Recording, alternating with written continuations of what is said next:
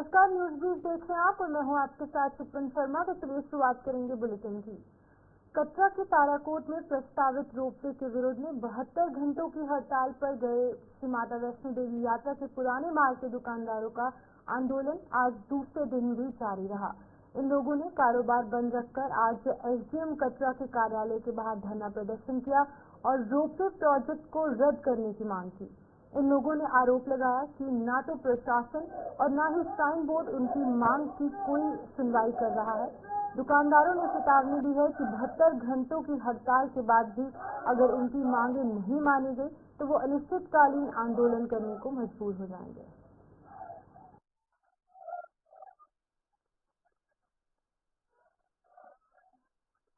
कल भी हमें कोई पूछने नहीं आया था, आज भी पूछने आया था। देखिए, अभी तो हमने जो अनाउंस किया है 72 घंटे का, देखते हैं कल तक अगर कोई आता है पूछता है, उसके बाद ना हमारी हड़ताल जो कंटिन्यू रहेगी। और रही ये रोपवे नहीं है, जो कैंसर से ऊपर बीमारी आ गई है। देखिए आप, ये जो श्रीधर चौक है उधर से ऊपर तक कितने लोग काम करते हैं, कैसे ट्रेन आती है, लोग गलियों से निकलते हैं, चिंतामणि जाते हैं, गेस्ट हाउस में रुकते हैं, ऐसे बाणगंगा होते ऐसे जाते हैं। ऐसे आप जितना लाखों लोग बेरोजगार हो रहे हैं। ये लोग कोई काम नहीं मांग रहे हैं कि हमें नौकरी चाहिए। इन लोगों का सिंपल सा फंडा है कि हमें जो रोजी रोटी के लिए जो काम कर रहे हैं काम करने दो। अब आज आप देखिए, आस्था भी जा रही है, आस्था बाणगंगा हो गया, करण पादका हो गया, आस्था के साथ ही खिलवाड़ हो रहा है। अब जैसे मैंने आपको बताया कि लाखों लोग प्रभावित हुए। कल जैसे रोपवे उधर लगता है, इधर बस स्टैंड से फुआरा चौक के ऊपर आदमी क्या आएगा करने, जो ये मार्केट है आपको दिख रही सामने, इधर क्या करना है किसी ने। अगर रोपवे उधर से मिलेगा तो 18,000 यात्री आ रहे हैं, तो 17-18 हजार तो चलता है पर डे, सारी यात्रा इधर मूव हो जाती। फिर अभी आपके माध्यम से जो लोग मेरे को देख रहे हैं, मैं आपसे विनती करता हूँ कि जो ये एजुकेशन है इसको सक्सेसफुल करें, क्योंकि आज आप लोगों को, किसी लोगों को पता नहीं चल रहा है, कल भूख हड़ताल से ऊपर भी जाना पड़ेगा तो हम जाएंगे, क्योंकि जो रोजी रोटी का मसला है। अब देखिए लाखों लोग प्रभावित हो रहा है। आपके माध्यम से भी जो अधिकारी सुन रहे हो कि जो रोपवे है इसको बंद किया जाए। हमारे साथ अभी तक किसी ने संपर्क नहीं किया हुआ है, ना ही कोई संपर्क किया हुआ है। ये जो वैष्णो देवी यात्रा है, हम यात्रा को कोई डिस्टर्ब नहीं कर रहे हैं। ना तो हम इतनी बड़ी तादाद में आके जितने लोग हैं सभी को रोड पे नहीं ला रहे हैं। हम 100-125 आदमी डेली आने की तैयारी में रहते हैं, ज्यादा नहीं कर रहे। बाणगंगा 0 किलोमीटर से लेके ऊपर तक जितनी लोकल मार्केट है पूरी बंद रखी हुई है। इसमें हमारा 2 हित जुड़े हुए हैं। एक वैष्णो देवी की आस्था है, जो श्राइन बोर्ड माता की यात्रा खंडित कर रहा है। खंडित कैसे कर रहा है? देखिए, पहला दर्शन भूमिका मंदिर में आता है, भूमिका मंदिर के बाद बाणगंगा आता है, बाणगंगा के बाद चरणोपादुका आता है, उसके बाद अर्धकुंवारी आती है, गर्भजूट। वहां पे माता रानी ने 9 महीने तपस्या की थी। उसके बाद आगे जाके दर्शन करने के बाद वैष्णो देवी चले जाए आप। ये सालों से, आज से नहीं हो रहा है, ये सालों से जो पुरानी गुफा है वैष्णो माता की, उस गुफा को बंद करके रखा हुआ है श्राइन बोर्ड ने। क्यों रखा हुआ? सिर्फ बिजनेस पर्पज के लिए। जितना यात्री ज्यादा आए उतने यात्री को ज्यादा से ज्यादा कमाई श्राइन बोर्ड की हो। श्राइन बोर्ड ये नहीं चाहता कि यात्रियों को, जो यात्री पुरानी गुफा से दर्शन करता है उसी की यात्रा सफल मानी जाती थी। आजकल इन्होंने 2 नंबर में 3 नंबर गुफा, 4 नंबर गुफा बना के रखी हुई है। ये बिल्कुल यात्रा के साथ खिलवाड़ कर रहा है। यात्रियों के नाम पे ये टोटल यात्रा को कमर्शियलाइज कर रहे हैं और इनका मकसद एक ही है कि पैसा कैसे कमाया जाए। आप देखिए, डेवलपमेंट के नाम पे ये कहते हैं कि गंडोला लगा रहे हैं। कौन सा गंडोला डेवलपमेंट का पार्ट है? डेवलपमेंट होती कटरा में आए 30-39 सालों के श्राइन बोर्ड बने हुए 1986 से लेके। आप बस अड्डे पे थोड़ा सा रश पड़ता है, यात्री बेचारा नंगे पाँव धूप में खड़ा रहता है, उसे पानी नहीं मिलता है। ये हालत है कटरा की।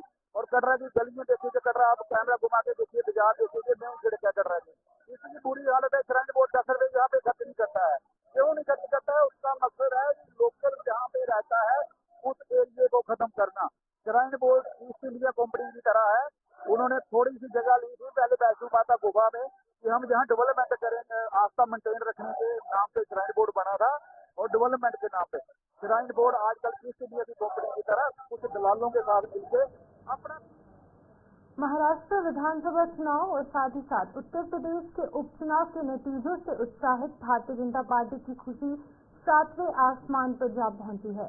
भारतीय जनता पार्टी द्वारा देश भर में जश्न मनाए जा रहे हैं और यह सिलसिला आज जम्मू में भी जारी रहा। जम्मू में भारतीय जनता पार्टी के कार्यालय में प्रदेश अध्यक्ष सच शर्मा की अध्यक्षता में पार्टी नेताओं और कार्यकर्ताओं ने नाच गाकर और आतिशबाजी कर अपनी खुशी का इजहार किया।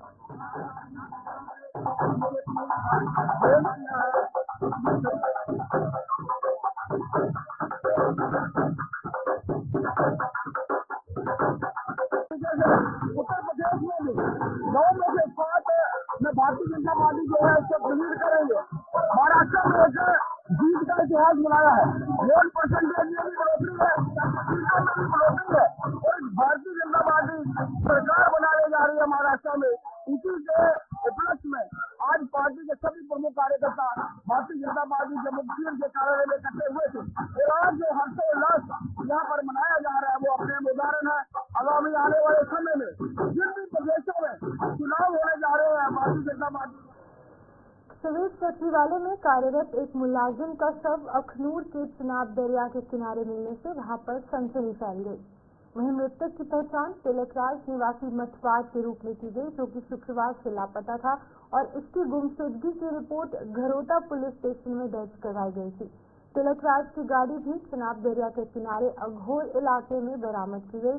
वहीं पर इसकी सूचना मिलने पर पुलिस मौके पर पहुंची और शव का पंचनामा कर उसे पोस्टमार्टम के लिए अस्पताल पहुंचाया गया और वहीं पर मामला भी दर्ज किया गया है और आगे की कार्रवाई पुलिस द्वारा की जा रही है।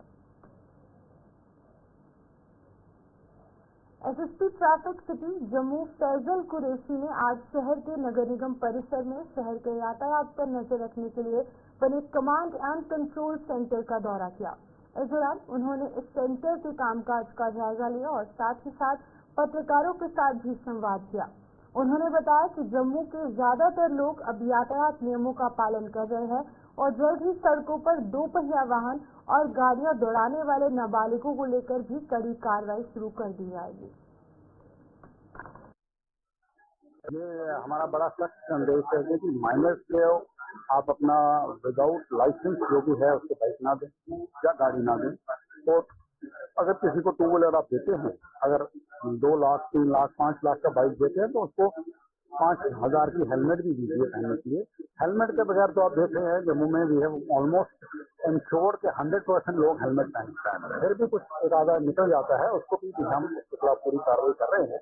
तो जम्मू में तो अब ऑलमोस्ट 100% हेलमेट दे रहे, सीट बेल्ट लोग पहन रहे हैं। मोबाइल का जो यूज होता था इस जमाने में वो कम हो गया है।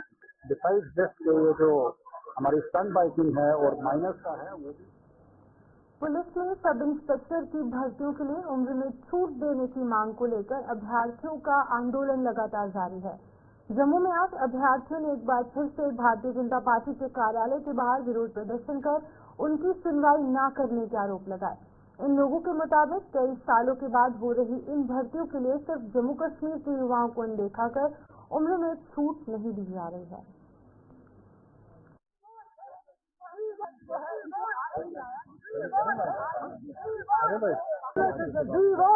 सर हमारे साथ ये जाति की जा रही है कि कांस्टेबल की जो पोस्ट निकली वो 8 साल के बाद 2016 के बाद अभी निकली है और सब इंस्पेक्टर की सर 2021 के बाद अभी।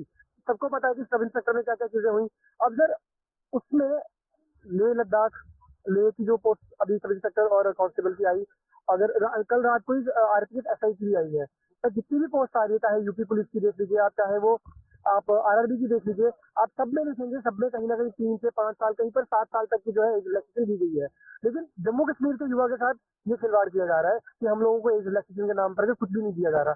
हम लोग को यहाँ पर कोई लड़का 6 दिन ऊपर है, कोई लड़का 1 दिन ऊपर है, कोई 1 महीना, कोई 2 महीने ऊपर है, ठीक है। और इस वजह से क्या हो रहा है कि हम लोग, सबको पता है कि जेएनके में इस टाइम पे अनएम्प्लॉयमेंट का जो मुद्दा है वो सबसे बड़ा है और पूरी स्टेट में पूरी कंट्री में इस टाइम पे अनएम्प्लॉयमेंट हाईएस्ट पीक पे है इस टाइम पे, वो भी जम्मू एंड कश्मीर में। और लेकिन हम ही लोगों को कम से कम 2 से 4 लाख एक्सपीरियंस को इस पूरे इतनी बड़ी एनसीसी के स्थापना दिवस सप्ताह की गतिविधियों के तहत जम्मू में जो जीएमसी अस्पताल है वहां पर आज रक्तदान शिविर लगाया गया। इस शिविर का आयोजन एनसीसी की लड़कियों की 2 बटालियन द्वारा किया गया। इसमें कई कैडेट्स ने स्वेच्छा से रक्तदान कर कीमती जिंदगियों को बचाने में अपना योगदान दिया। इन कैडेट्स का मार्गदर्शन कर्नल मनीष जसरोटिया द्वारा किया गया। इस दौरान कर्नल मनीष जसरोटिया मौजूद थे, उन्होंने मीडिया से बातचीत भी की है। सुनिए क्या कुछ कह रहे हैं। किसी के तहत सामाजिक कल्याण के हर एक्टिविटी में बढ़ चढ़ के हिस्सा लेते हैं। और हमारी 2 जून के गर्ल्स बटालियन की जो गर्ल कैडेट हैं, उन्होंने जम्मू सिटी में पर्यावरण सुरक्षा, नशा मुक्त भारत, पुनीत सागर अभियान, एक पौधा माँ के नाम, ऐसी हर एक एक्टिविटी में हिस्सा लिया है। और हम इन्हें इंकरेज करते हैं कि ब्लड डोनेशन, रक्तदान, जिससे बड़ा कोई दान नहीं है दुनिया में, उसके लिए वो वॉलंटियर होकर आगे आए। और पिछले साल भी एक्टिविटी हुई थी और इस नवंबर के महीने में एनसीसी का स्थापना दिवस का सप्ताह भी मनाया जा रहा है। तो उसके उपलक्ष्य में हम लोग पिछले साल की तरह अपने बहादुर कैडेट के साथ रक्तदान के लाए, जो कि हमारे देश में जरूरत का सिर्फ 10% ही मिलता है। तो उस कमी को पूरा करने के लिए हम इन्हें इंकरेज कर रहे हैं। हमारी कोशिश है कि आगे चल के जब समाज में नागरिक बनेंगे तो इसी चीज को बढ़ावा देंगे। पंद्रह नवंबर को ऑब्जर्व करते एनसीसी 1948 में एस्टेब्लिश हुई थी और एज एन एनसीसी कैडेट ये हमारी ड्यूटी है कि हम अपने सोसाइटी के काम आए, हम कोई भी ऐसा काम कर सकें जिससे हम लोगों को इंस्पायर कर सकें। जैसे कि हम सब जानते हैं आजकल कोई भी एक्सीडेंट होते हैं, कुछ भी होता है, ब्लड लॉस की वजह से भी कितने लोगों की जान जाती है क्योंकि उनको टाइम पे ब्लड नहीं मिल पाता। आजकल लोग बस हॉस्पिटल्स में ब्लड लेने के लिए आते हैं, बट जब ब्लड देने की बात होती है तो सबको ऐसे हो जाता है जैसे कि हमारी सोसाइटी में टैबूज बने हुए हैं कि अगर हम ब्लड डोनेट करेंगे हमारी खुद की बॉडी में वीकनेस आ जाएगी, ये हो जाएगा, वो हो जाएगा, ब्लड डोनेट नहीं करना चाहिए। बट ये सब चीजें गलत है। अगर आप हेल्दी हो, आप ब्लड डोनेट कर सकते हो, आप किसी की लाइफ को बचा सकते हो, तो आपको वो करना चाहिए। आपको उस चीज में कभी। वहीं दूसरी तरफ कठुआ में भी एनसीसी की 4 जम्मू कश्मीर बटालियन के कैडेट्स ने मिलकर एक रैली निकाली और लोगों को रक्तदान करने के प्रति जागरूक किया। इन कैडेट्स ने लोगों को बताया कि रक्तदान करने से शरीर पर कोई दुष्प्रभाव नहीं पड़ता, लिहाजा हर किसी को आगे आकर रक्तदान करना चाहिए ताकि कीमती जिंदगियों को बचाया जा सके। तो आज हम एनसीसी डे के रिलेटेड ब्लड डोनेशन की अवेयरनेस फैला रहे हैं।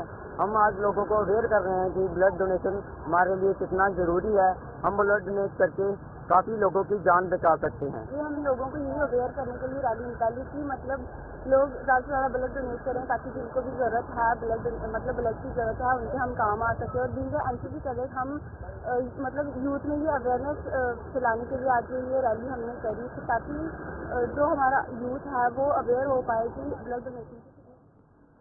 राजौरी के थाना मंडी के अस्पताल का सारा कामकाज अब जल्द ही नए भवन में शिफ्ट कर दिया जाएगा। जिले के डीसी अभिषेक शर्मा ने आज थाना मंडी में एक भवन का दौरा किया। उन्होंने बताया कि जल्द ही अस्पताल का काम नए भवन से शुरू कर दिया जाएगा। उन्होंने ये भी बताया कि सीएमओ को फिलहाल थाना मंडी के बीएमओ का अतिरिक्त प्रभार सौंपा गया है और जल्द ही अस्पताल की सभी खामियां दूर कर दी जाएंगी। ऑलरेडी एक सीएचसी की बिल्डिंग जो थी वो अंडर कंस्ट्रक्शन थी और लास्ट कुछ स्टेजेस में ये पेंडिंग थी। पिछले 1 महीने में हमने इसको रिव्यू करके और आज ये बिल्डिंग जो है कंप्लीट हो चुकी है। इसमें जो भी इश्यूज थे सारे रिजॉल्व हो चुके हैं और हमारी यही इंस्ट्रक्शन है यहाँ के मेडिकल टीम को कि इसको फटाफट जो है इसको चालू करें।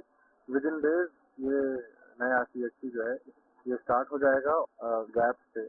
और उसके लिए पिछले 1 हफ्ते पहले भी हमने इंस्पेक्शन किया था और जो कंसर्न बीएमओ है उनको सस्पेंशन पे डाल दिया है बिकॉज ऑफ सच उनके जो परफॉर्मेंस थी वो सेटिस्फैक्ट्री नहीं थी। और नाउ द सीएमओ को चार्ज दिया गया है यहाँ के ब्लॉक मेडिकल ऑफिसर का और उनको इंस्ट्रक्शन है कि ये सारी की सारी जो गैप एरियाज हैं जो वो काम करें। रैशनलाइजेशन करने की जरूरत है, रैशनलाइजेशन करें ताकि जो दूर दराज के इलाके के लोग हैं उनको। वही ब्राह्मणा के लोगों ने बिजली के स्मार्ट मीटर लगाए जाने का स्वागत किया था, लेकिन अब आलम यह है कि ये स्मार्ट मीटर राहत के बजाय आफत साबित हो रही है। बड़ी ब्राह्मणा में रहने वाले कई परिवारों ने आज पीडीपी के सब डिवीजन कार्यालय का घेराव कर वहां तैनात अधिकारियों को खूब खरी खोटी सुनाई।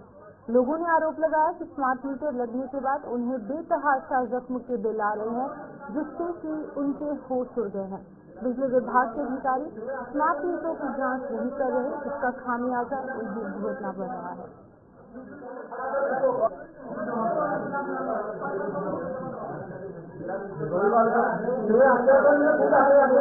इन्होंने 8 महीने का मुझे कोई बिल मेरे घर नहीं पहुंचा बिजली का। 8 महीने के बाद मैं खुद इधर बिल देखने आई, इन्होंने मुझे 5,000 रुपया बिल बोल दिया। मैंने 5,000 जैसे करके मैंने जमा करवा दिया। अब इन्होंने 1 महीने का मुझे 1700 बिल दे दिया। किस चीज का बिल दे रहा है मुझे खुद समझ नहीं आ रही है, क्योंकि घर में एक सिर्फ लाइट जलती है शाम के टाइम, कोई पंखा नहीं चल रहा, कोई एसी नहीं चल रहा, कोई कुछ नहीं चल रहा। फिर ये बिल किस लिए दे रहे हैं, जिस चीज की समझ नहीं आ रही है। मैं ये पूछना चाहती हूँ किस चीज का बिल दे रहे हैं ये। अगर इन्होंने मीटर लगाया, मीटर ने कभी चेक किया है तक? कोई आया मीटर चेक करने? कोई नहीं आ रहा। अपनी मर्जी से अंधेरे में बिल चलाते जा रहे हैं लोग, हम क्या बेचारे देते जा रहे हैं बिल। अब खुद बताओ क्या करेंगे हम, ये बताओ। हम दिहाड़ीदार हूँ मैं, घर में कोई कमाने वाला, खुद मैं कमा रही हूँ, मैं बिल कहाँ से भरूंगी मैं? ऐसा गलती करेंगे तो चाहे तो ये पूरे डिपार्टमेंट चेंज होगी, चाहे आके हमारे मीटर चेक करो आके, उसी हिसाब से हमें बिल देंगे, हमें ऐसी बिल नहीं देंगे हम। मैं ये आपके माध्यम से ये कहना था, पूरी स्टेट में इतनी प्लेंटी कहीं नहीं लगी है जितनी यहाँ लगी है। तो गरीब आदमी को तंग करना इनकी आदत हो गई है। गरीब आदमी एक 8,000 9,000 महीने का कमाता है। जैसे महिला हमारे साथ खड़ी है, 2-2 हजार उसका बिल आएगा, वो बच्चों को पाल लेगा, बिजली का बिल भरेगा या डिपार्टमेंट का पेट भरेगा। डिपार्टमेंट को चाहिए अगर इन्होंने स्मार्ट मीटर लगाने, इनके ऊपर कंप्लीट मॉनिटरिंग होनी चाहिए। अगर मान लो कोई शिकायत करता है कि मेरा स्मार्ट मीटर सही वर्किंग नहीं कर रहा, तो उसके ऊपर इनके पास क्या समाधान है? इनके पास कोई समाधान नहीं है। किसी का स्मार्ट मीटर है, बिल किसी को आ रहा है, उसकी मॉनिटरिंग कौन गया? कि कहते हैं अपना देखो स्मार्ट मीटर कहाँ लगेगा, खंबे के ऊपर कौन चलेगा, ये बताओ। मैं आपके माध्यम से ये कहना चाहता हूँ, मेरा स्मार्ट मीटर कहाँ लगा है मुझे नहीं मालूम है। मेरे स्मार्ट का मीटर जो बिल है वो पड़ोसी को आ रहा है, पड़ोसी का बिल मेरे को आ रहा है। इसका समाधान आज तक हमें नहीं मिला। हमने 6 महीने पहले भी जवाब दिया था और सरकार से ये गुहार लगाई थी कि स्टाफ है जहाँ चेंज किया जाए। सरकार ने इस पे कोई ध्यान नहीं दिया और ये नई सरकार बनी है, मेरा इनसे निवेदन है कि जहाँ AW है पर्टिकुलरली इनको चेंज किया जाए तथा लोगों को राहत दी जाए। इस राहत के लिए लोग आप देखते सुबह से जहाँ आए हैं, राहत बड़ी कोई खुशखबरी लोगों को सुनाई जाए। मैं इतना ही कहना चाहता हूँ। हमने वेलकम किया था स्मार्ट मीटर का, इसलिए किया था ताकि लोगों को राहत मिलेगी, और हमें यही कहा गया था कि स्मार्ट मीटर आएंगे तो आपको राहत मिलेगी। बट ऐसा तो कुछ हुआ ही नहीं, उल्टा बस पहले 2 महीने ठीक रहा सिस्टम और इतना बिल आ रहा है जैसे कि मेरा बिल आएगा 500 रुपए इस महीने में, अगले महीने में क्या पता मेरा बिल 5,000 आ जाएगा, अगले में क्या पता 15 आ जाएगा। कुछ इस तरह से सिस्टम यहाँ चल रहा है। तो हम गवर्नमेंट से यही कहना चाहते हैं कि ये क्या चल रहा है यहाँ पर, बाकी जगह क्यों नहीं ऐसा? अगर ऐसा यहाँ पर है तो क्यों ऐसा? हम इसलिए वोट दिए थे लोगों ने, वो सारे यहाँ इलेक्टेड रिप्रेजेंटेटिव आए हैं, तो वो यही कहना चाहते हैं कि इस मसले का हल किया जाए। जहाँ तो एडमिनिस्ट्रेशन चाहती है कि हम बहुत बड़ी एजुकेशन करें, क्यों चाहती है एडमिनिस्ट्रेशन लोगों को तंग करना? स्मार्ट मीटर का हमने वेलकम किया इसलिए। अब एक गोवा स्मार्ट स्टेट है, वहां पर भी स्मार्ट मीटर नहीं है, तो यहाँ पर स्मार्ट मीटर का फिर भी हमने वेलकम किया, इसलिए किया ताकि हमें राहत मिले। बट राहत कर नहीं है, ये जीता जागता सबूत है। यहाँ जो बैठे हुए हैं ये लोग आए हुए हैं, तो हम इतना। भारतीय जनता पार्टी का सदस्यता अभियान रफ्तार पकड़ रहा है। भारतीय जनता पार्टी के तिलाब तिलो मंडल ने आज ये अभियान शहर के GGM साइंस कॉलेज के बाहर चलाकर कई लोगों को अपने साथ जोड़ा। इस मौके पर भारतीय जनता पार्टी के कई वरिष्ठ नेता मौजूद थे, जिन्होंने युवाओं को भारतीय जनता पार्टी की नीतियां बनाकर उनसे पार्टी का हिस्सा बनने का आह्वान किया। भारतीय जनता पार्टी ने इस अभियान के तहत जम्मू कश्मीर में 20 लाख नए लोगों को अपने साथ जोड़ने का लक्ष्य रखा है। आज भारतीय जनता पार्टी तिलाब तिलो मंडल के द्वारा यहाँ पर साइंस कॉलेज के बाहर एक सदस्यता अभियान के लिए हमने एक कैंप जो है वो लगाया है। भारतीय जनता पार्टी ने निरंतर हर 3 साल के बाद मेंबरशिप ड्राइव सदस्यता की एक कैंपेन जो है वो चलाई जाती है, जिसमें सभी कार्यकर्ता भारतीय जनता पार्टी के साथ जुड़ते हैं। और हम सबका भी सौभाग्य है कि भारतीय जनता पार्टी जो कि विश्व की सबसे बड़ी लार्जेस्ट पॉलिटिकल पार्टी है, हम सब उसके कार्यकर्ता हैं, उसके सदस्य हैं। ऐसे ही आज हमने यहाँ पर साइंस कॉलेज के बाहर एक कैंप लगाया था, जिसमें युवा जो हमारे यहाँ साइंस कॉलेज में पढ़ते हैं, युवाओं के साथ ही देश है। हमारी पॉपुलेशन 50% से ज़्यादा जो है वो युवाओं की है। तो युवाओं को भारतीय जनता पार्टी के साथ किस प्रकार से जोड़ा जाए, उसके लिए आज यहाँ पर हमने मेंबरशिप की कैंपेन रखी थी। इसमें हमारे भारतीय जनता पार्टी के प्रदेश के महामंत्री माननीय विबोध गुप्ता जी के साथ साथ हमारे इस जम्मू पश्चिम विधानसभा के आदरणीय विधायक अरविंद गुप्ता जी, हमारे जिला के अध्यक्ष प्रमोद कपाई जी और बाकी यहाँ के सभी कार्यकर्ताओं ने मिलकर यहाँ पर जो है वो मेंबरशिप की है। यही मकसद है हम लोगों का कि किस प्रकार से जो है वो ज़्यादा से ज़्यादा लोग भाजपा के साथ जुड़े, भाजपा की सदस्यता ग्रहण करें। इसी के होते काल भैरव अष्टमी पर आज जम्मू स्थित प्राचीन काल भैरव मंदिर में श्रद्धा का सैलाब उमड़ रहा है। चौक चबूतरा स्थित मंदिर में आज सुबह सवेरे से ही श्रद्धालुओं का तांता लगना शुरू हो चुका था। इस मंदिर में 52 बिरादरियों की मेल भी लगाई जाती है, जिसमें कि अन्य राज्यों से श्रद्धालु भी यहाँ पर पहुंचकर शीश नवाते नजर आते हैं। आज भगवान काल भैरव जी की अष्टमी है। सभी श्रद्धालुओं को मेरी ओर से बहुत शुभकामनाएं। भगवान काल भैरव जी पूरे जम्मू पर अपना आशीर्वाद बनाए रखें, पूरे भारतवर्ष पर अपना आशीर्वाद बनाए रखें। हमारा भारतवर्ष जिस तरह ऊंचाइयों की तरफ चल रहा है, जा रहा है, हमारा वैसी ही पूजाएं यहाँ पे चल रही हैं कि ये और ऊंचाइयों पर जाए। भगवान काल भैरव जी बेसिकली क्या है कि ये भगवान काल भैरव जी नेगेटिविटी को एक क्षण में दूर करने वाले भगवान है। भगवान शिव के ही 5वें रुद्रावतार हैं। आज के दिन भक्तजन इनका व्रत भी रख सकते हैं, जैसे भगवान शिव का व्रत रखते हैं वैसे ही रखना है। और 22, 23 और 24 को दीपक प्रज्वलित जरूर करें। जिनका कल नहीं हो पाया वो आज से ही शुरू कर दें कि दीपक भगवान काल भैरव जी का सबों के प्रकार अपनी चौखट पर। आरसपुरा के गांव कत्याल के कई किसान पारंपरिक खेती बाड़ी से हटकर फलों के साथ साथ सब्जियां भी उगा रहे हैं। बागवानी विभाग द्वारा दिए जा रहे सहयोग से ये किसान एक ही जमीन पर कई किस्म के फलों के साथ साथ सब्जियां उगा रहे हैं, जिससे कि उन्हें भारी मुनाफा हो रहा है। बागवानी विभाग किसानों को उम्दा किस्म के पौधे मुहैया करवा रहा है और यही वजह है कि कई किस्म के फल और सब्जियां उनकी खेतों की शान बढ़ा रहे हैं। हमने जी अमरूद 1500 बूटा लगा रखा है। इसके बीच में और भी जैसे सब्जी बैंगन है, बंद गोभी है, गोभी है, इसके बीच में ही लगा रहे हैं। हल्दी है और भी एप्पल बेर है, सभी इसके बीच में से ले रहे हैं हम। ज़्यादा से ज़्यादा फसल इसमें से आ रही है और अच्छी कमाई भी है। लगातार चल रहा है। सब्जी चल रही बीच में अमरूद चल रहे हैं, तो काफ़ी सारा जो नुकसान नहीं है, फायदा ही फायदा इसका। स्ट्रॉबेरी लगा रखी है हमने, उसका भी फायदा है। तो हम सभी जिम्मेदार भाइयों से बोलेंगे कि आप लोग भी इस खेती को अपनाओ ताकि इसका ज़्यादा से ज़्यादा लाभ हो सके। गेहूँ की फसल है वो तो 6 महीने में एक बार आनी है, जहाँ मूंजी की फसल है वो भी 6 महीने में एक ही बार आनी है। तो इस तरह से लगातार चूल्हा जलता रहता है हमारा और आमदन आती रहती है, अपना खर्चा बर्चा जो चल जाता है। मेरे पूरे फार्म के ऊपर इस समय कम से कम भी 2500 पेड़ है लगा हुआ। 2500 पेड़, जिसमें से 500 पेड़ वुड का है, जिसकी हाइट आज से 10 साल के बाद 50 फीट से ऊपर चली जाएगी। और बाकी जितने हैं जैसे आंवला है 20 से 25 फीट का आंवला है, लेमन है, फिग है, फिग की हाइट 20 से 25 फीट जाती है, गोवा है, गोवा की हाइट 20 से 25 फीट चली जाएगी। तो जामुन लगा हुआ है। तो इसलिए ये 2500 जो ट्री है जब पेड़ बनेंगे तो इस एरिया को कितना ही शुद्ध वातावरण देंगे। मैं किसानों को यही कहना चाहूंगा कि अब खेती बाड़ी में थोड़ी सी कन्वर्सन लानी बहुत जरूरी है।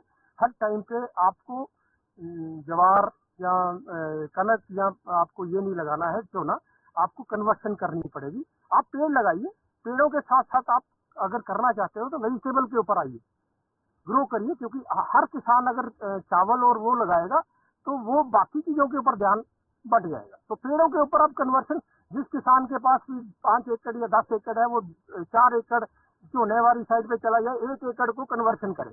और करना पड़ेगा अगर आने वाले टाइम पे किसानों को सर्वाइव करना है। ये हॉर्टिकल्चर की हाइड्रोनेस्टी प्लांटेशन जहाँ पे हमने मॉडल बनाया हुआ है, यही मॉडल हम फार्मर को बताना चाहते हैं कि जहाँ से आप ये अच्छी क्वालिटी के प्लांट्स सही रेट पे, अच्छे रेट पे आप ले सकते हैं।